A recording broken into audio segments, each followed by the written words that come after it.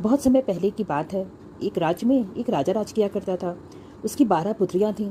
सभी बहुत सुंदर थीं और वो सबसे बहुत प्रेम करता था, इसीलिए उनकी सुरक्षा का विशेष ख्याल रखता था। किसी भी राजकुमारी को महल से बाहर जाने की अनुमति नहीं थी। वे हर समय कड़ी सुरक्षा में रहती थीं। कुछ सैनिक हर समय उनके आसपास रहते ताकि उन पर किसी प्रकार का खतरा ना आ सके। राजकुमारियों की रहने की व्यवस्था एक ही कक्ष में थी। रात में उनके सोने जाते ही वह कक्ष बाहर से बंद कर दिया जाता था ताकि ना वे कक्ष से बाहर निकल सके और ना ही उनके कक्ष में कोई प्रवेश कर सके। कक्ष के बाहर सैनिक तैनात रहते थे। लेकिन इतनी सुरक्षा के बाद भी जब राजा सुबह राजकुमारियों से मिलता तो उनके जूते फटे हुए रहते थे। राजा हैरान रह जाता। पूछने पर राजकुमारियां कहती कि उन्हें भी नहीं पता उनके जूते कैसे फट गए। हर दिन राजकुमारियों के लिए नए जूते लेने पड़ते। हर दिन राजकुमारियों के जूतों का फटना राजा के लिए एक रहस्य बनता जा रहा था। वह चाहता था कि इस रहस्य का पर्दाफाश हो, इसलिए अपने स्तर पर उसने कई प्रयास किए लेकिन सफल नहीं हो सका। अंत में उसने राज्य में यह घोषणा करवा दी कि जो व्यक्ति 3 दिनों में राजकुमारियों के जूते के फटने का कारण पता लगा लेगा, उसका विवाह उसकी मनपसंद राजकुमारी से करवा दिया जाएगा। साथ ही उसे राजा का उत्तराधिकारी भी घोषित कर दिया जाएगा, लेकिन इस कार्य में असफल रहने पर उसका सिर धड़ से अलग कर दिया जाएगा। यह घोषणा पड़ोसी राज्यों तक भी पहुंची और पड़ोसी राज्यों के राजकुमार इस रहस्य का पता लगाने के लिए राजा के पास आने लगे। राजा उन्हें राजकुमारियों के कक्ष के पास वाले कक्ष में ठहराता ताकि उन्हें निगरानी करने में कोई असुविधा ना हो। लेकिन रात होते ही राजकुमार गहरी नींद में सो जाते और सुबह होते ही देखते कि राजकुमारियों के जूते फटे हुए हैं। कई राजकुमारों को रहस्य का पता न लगा पाने के कारण अपने प्राण देने पड़े। अब राजकुमार भी अपने प्राणों के भय से इस रहस्य का पता लगाने में हिचकने लगे।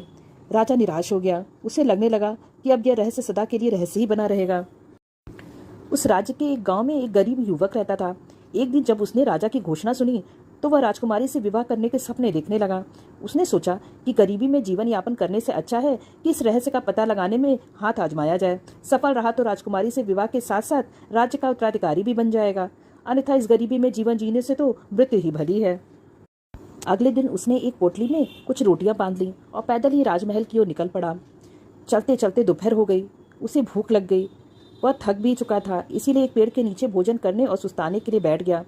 लेकिन जैसे ही उसने खाने की पोटली खोली, एक बूढ़ी औरत वहां आ गई और उसने उससे खाना मांगा। युवक भूख से बेहाल था, लेकिन दयावश उसने अपनी सारी रोटियां उस बूढ़ी औरत को दे दी। रोटियां खाकर वह औरत तृप्त हो गई और उसने युवक को ढेर सारा आशीर्वाद दिया। पूछने पर युवक ने उसे बताया कि वह राज्य की 12 राजकुमारियों के जूते फटने के रहस्य का पता लगाने जा रहा है। तब बूढ़ी औरत ने उसे एक टोपी दी और बोली, बेटा, यह कोई साधारण टोपी नहीं है, यह एक जादुई टोपी है। इसे तुम जब भी पहनोगे अदृश्य हो जाओगे। हो सकता है ये तुम्हारे काम आए। और हाँ, मेरी एक बात याद रखना, यदि राजकुमारियां तुम्हें कुछ भी खाने पीने को दें तो उसे मत खाना। टोपी लेकर युवक ने बूढ़ी औरत से विदा ली और महल की ओर चल पड़ा। शाम होने तक वह महल पहुंच गया। महल के द्वारपाल द्वारा उसे राजा के समक्ष ले जाया गया। उसने राजा को अपने आने का प्रयोजन बताया तो राजा ने राजकुमारियों के कक्ष के निकट एक कक्ष में उसके रहने की व्यवस्था कर दी। रात में युवक अपने कक्ष में बैठा हुआ था कि सबसे बड़ी वाली राजकुमारी शरबत लेकर उसके पास आई और उसे देते हुए बोली, मैं यह शरबत भेंट कर आपका महल में स्वागत करती हूँ। आपने ऐसा शरबत पहले कभी नहीं पिया होगा। इतनी सुंदर राजकुमारी को देख राजकुमार कुछ कह नहीं पाया और बूढ़ी औरत द्वारा दी गई चेतावनी भूल गया। शरबत का ग्लास हाथ में लेकर वह उसे एक बार में ही गटक गया। राजकुमारी मुस्कुराते हुए चली गई। राजकुमारी के जाते ही शरबत ने अपना असर दिखाया और युवक को नींद आने लगी। रात भर युवक गहरी नींद में सोता रहा। सुबह उठकर जब वह राजा के पास गया तो उसे पता चला कि 12 राजकुमारियों के जूते फटे हुए हैं। राजा ने उसे चेताया कि अब उसके पास मात्र 2 दिन का समय है। इन 2 दिनों में यदि उसने राजकुमारियों के जूते फटने का रहस्य का पता नहीं लगाया तो उसका सिर धड़ से अलग कर दिया जाएगा।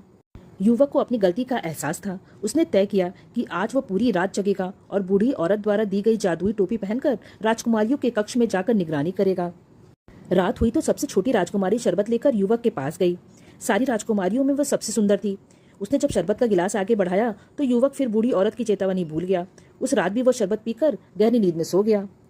सुबह उठने पर उसे अपनी गलती का एहसास हुआ। राजा ने उसे बुलाकर अंतिम चेतावनी दे दी कि इस रात अगर इस रहस्य का पता नहीं लगा पाया तो अगली सुबह उसे अपने प्राण देने होंगे। अब युवक के सामने करो या मरो की स्थिति थी।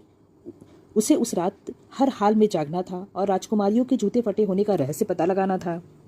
रात में फिर से छोटी राजकुमारी शरबत लेकर आई, लेकिन इस बार वह सावधान था। उसने शरबत का गिलास ले तो लिया लेकिन पिया नहीं। राजकुमारी के जाने के बाद उसने शरबत खिड़की के बाहर फेंक दी। शरबत ना पीने के कारण इस बार उसे नींद नहीं आई। देर रात वह बूढ़ी औरत की दी हुई जादुई टोपी पहनकर 12 राजकुमारियों के कमरे में चला गया। जादुई टोपी के कारण वह अदृश्य था। कोई उसे देख नहीं पा रहा था, लेकिन वह सब कुछ देख रहा था। उसने देखा कि सभी राजकुमारियां सुंदर वस्त्र और नए जूते पहनकर सज धज कर तैयार हैं। युवक के देख हैरान था।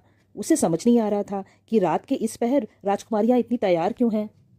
तभी सबसे बड़ी राजकुमारी सबसे छोटी राजकुमारी से बोली, जाओ जाकर पता तो करो कि वह युवक सोया है या नहीं।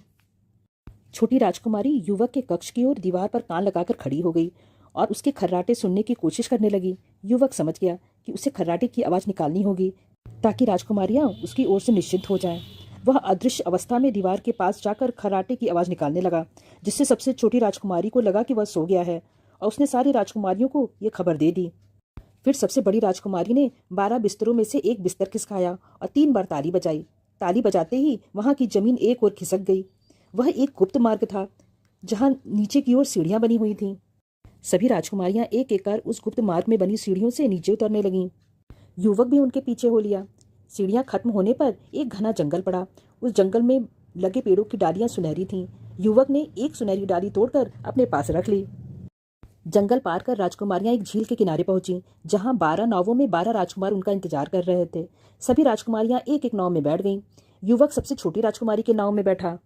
नाव में बैठकर राजकुमारियां नदी पार करने लगीं।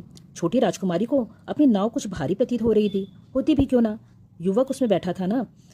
उसने पास ही एक दूसरी नाव में अपनी बड़ी बहन को बताया तो वह हंसने लगी और बोली, लगता है आज वह नींद में है। फिर छोटी राजकुमारी कुछ ना बोली। कुछ ही देर में वह नाव नदी पार पर पहुंच गई। सभी राजकुमारियां राजकुमारों के साथ नाव से उतरी और आगे बढ़ने लगीं। कुछ ही दूर रोशनी से जगमगाता एक शानदार महल था। उस महल में संगीत गूंज रहा था। राजकुमारियां महल के अंदर चली गईं। युवक भी उनके पीछे पीछे महल में चला गया। वहां उसने देखा कि कई युवक और युवतियां एक साथ नृत्य कर रहे हैं। राजकुमारियां भी राजकुमारों के साथ नृत्य करने लगीं। युवक को अब 12 राजकुमारियों के जूते फटने का कारण समझ में आ चुका था। वह एक किनारे खड़ा होकर सबको नृत्य करते देखने लगा। युवक ने वहां रखे बर्तनों में से एक सुनहरा प्याला उठाया और अपने पास रख लिया। राजकुमारियां रात भर नृत्य करती रहीं। फिर सुबह वापस वह अपने शयन कक्ष में आ गईं। युवक भी उनके पीछे पीछे वापस आ गया। कुछ ही देर में ही राजा का बुलावा आ गया। जब वह दरबार पहुंचा तो 12 राजकुमारियां भी वहां उपस्थित थीं। उनके जूते फटे हुए थे। राजा ने युवक से पूछा, क्या तुम राजकुमारियों के जूते फटने का रहस्य पता लगा पाए? यदि नहीं तो अपनी अंतिम सांसें ले लो। युवक बोला, महाराज, मैंने इस रहस्य के बारे में पता लगा लिया है। और उसने रात की पूरी घटना राजा को बता दी। प्रमाण स्वरूप उसने जंगल के पेड़ से तोड़ी हुई सुनहरी डाली और महल से उठाया हुआ सुनहरा प्याला राजा के समक्ष प्रस्तुत किया। राजा ने जब राजकुमारियों से इस बारे में पूछा तो उन्होंने भी ये बात स्वीकार कर ली। राजकुमारियों के जूते फटने का रहस्य उजागर हो चुका था। राजा ने अपना वचन निभाते हुए युवक से पूछा कि वह किस राजकुमारी से विवाह करना चाहता है। युवक ने सबसे छोटी राजकुमारी से विवाह की इच्छा जताई। राजा ने युवक का विवाह सबसे छोटी राजकुमारी से करवा दिया और उसे अपना उत्तराधिकारी घोषित कर दिया।